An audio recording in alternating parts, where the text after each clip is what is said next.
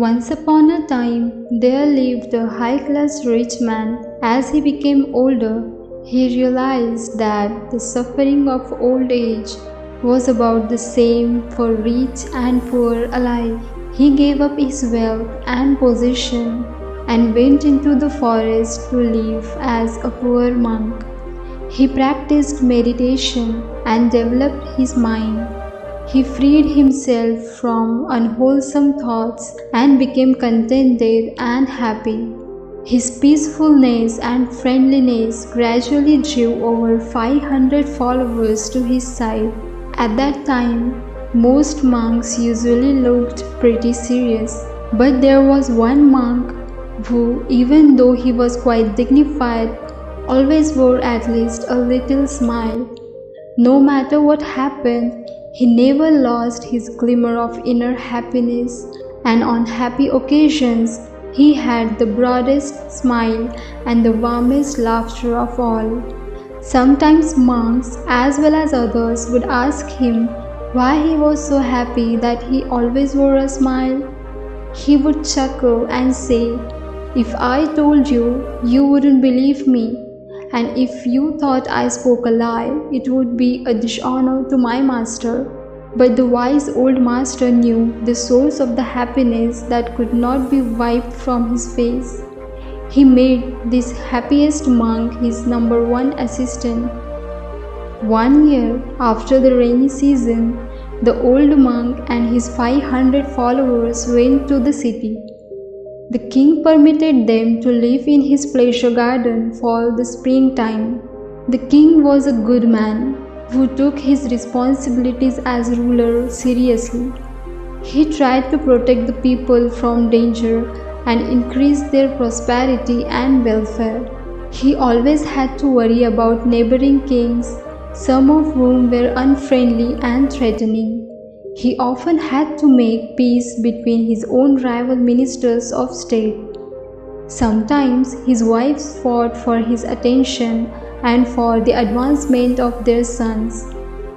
Occasionally, a dissatisfied subject even threatened the life of the king himself, and of course, he had to worry constantly about the finances of the kingdom. In fact, he had so much to worry about that he never had time to be happy. As summer approached, he learned that the monks were preparing to return to the forest. Considering the health and welfare of the old leader, the king went to him and said, "Your Reverence, you are now very old and weak. What good does it do to go back to the forest? You can send your followers back while you remain here." The chief monk then called his number one assistant to him and said, "You are now to be the leader of the other monks while you all live in the forest. As I am too old and weak, I'll remain here as offered by the king." Then the number one assistant returned to the forest along with other 500 monks.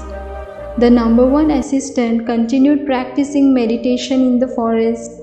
He gained so much wisdom and peace that he became even happier than he was before. He missed his master and wanted to share his happiness with him. One day, he returned to the city to visit his master. When he arrived, he sat on a rug at the feet of the old monk. They didn't speak very much, but every so often, the number one assistant would say, "What happiness! Oh, what happiness!" Then the king came to visit.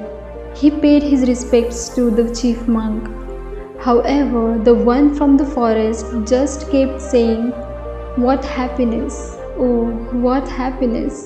He did not even stop to greet the king and show proper respect. This disturbed the king, and he thought, "With all my worries, as busy as I am looking after the kingdom, I take my time out for a visit, and this monk does not respect me enough to even recognize me. How insulting!"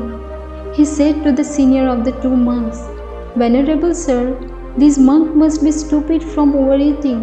That must be why he is so full of happiness. Does he lie around here so lazy all the time?" The head monk smiled at the king and said, "Dear king, Have patience, and I'll tell you the source of his happiness. Not many know of it. He was once a king, just as rich and mighty as you. Then he was ordained a monk and gave up his kingly life. Now he thinks his old happiness was nothing compared to his present joy. He used to be surrounded by armed men who guarded and protected him. Now, sitting alone in the forest with nothing to fear, he has no need for armed guards. He has given up the burden of worrying about wealth that has to be protected. Instead, free of the worry of wealth and fear of power, his wisdom protects himself and others. He advances in meditation to such an inner peace that he cannot keep from saying, "What happiness, oh, what happiness!" The king finally understood. Hearing the story of the happy monk made him feel at peace. He stayed for a while and received advice from both of them.